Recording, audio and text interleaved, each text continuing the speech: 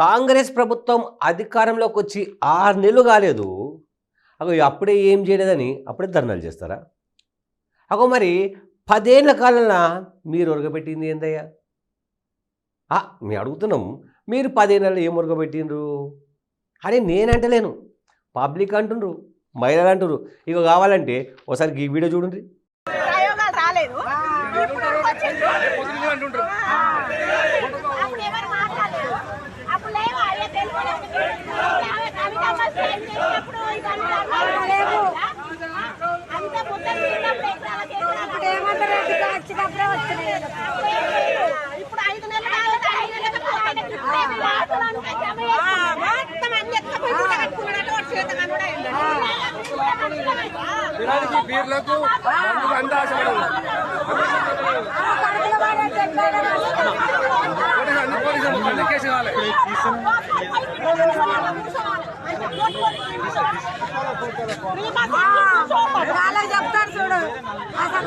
చూసిరు కదా video, ఏమంటుండ్రు?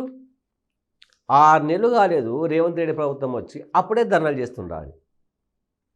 So ఇప్పుడు ఇటీవల ప్రభుత్వం సన్న రకాల వడ్లకు ప్రోత్సహించేందుకు 500 రూపాయలు బోనస్ ప్రకటించారు.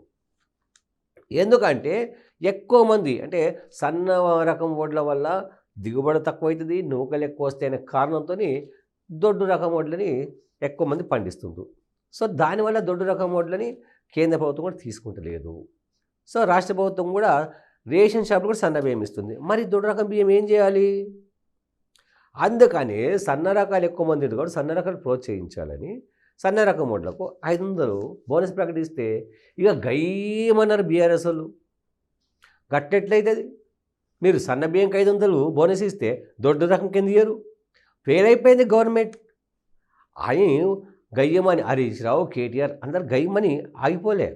ఇక కార్యకర్తలు లీడర్ అందరినీ రోడ్డు మీద ధర్నాలు చేయమని పంపించారు. సో గట్లనే భువనగిరి జిల్లాకు చెందిన కొంతమంది లోకల్ లీడర్లు కూడా ధర్నాలు చేసిరు. దొడ్డు రకం వడ్లకు 500 బోనస్ ప్రకటించాలో అని. ఆడ లోకల్ మహిళలు ఉన్నారు, చూసిండ్రు. వీళ్ళేమో చేస్తున్నారు ధర్నాలని దగ్గర పోయి చూసిరు. ధర్నా చేస్తున్నారు దొడ్డు రకం వడ్లకు 500 ఇవ్వాలి అని. ఒళ్ళు మండినట్టుంది వాళ్ళకు. ఏం మాట్లాడుతున్నాయా మీరు? 500 రూపాయలు ఇవ్వని ధర్నాలు చేస్తారు. అరే ఇప్పుడే గవర్నమెంట్ వచ్చింది, 6 నెలలు కాలేదు, సన్నోడ్లకు 500 ఇస్తా అని చెప్పిండ్రు. మళ్ళీ దొడ్డోడ్లకు అప్పుడే ఇస్తారా? 6 నెలలు కాకుండా మీరు 10 ఏళ్ళు ఉండ్రు. ఏం చేసిరే?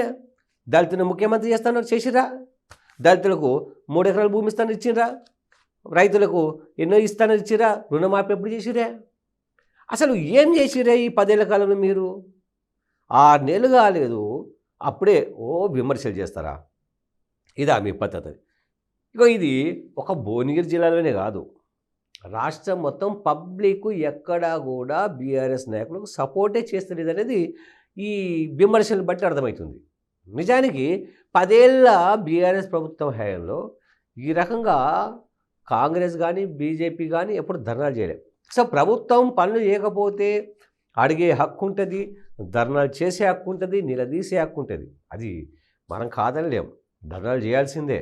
ధర్నాలు చేయమనే బారాస ప్రభుత్వం ధర్నా చౌక్ను మూసేస్తే కాంగ్రెస్ ప్రభుత్వం రేవంత్ రెడ్డి సీఎం కాగానే ధర్నా చౌక్ను ఓపెన్ చేసేది. ఎందుకంటే ధర్నాలు చేయాల్సిందే.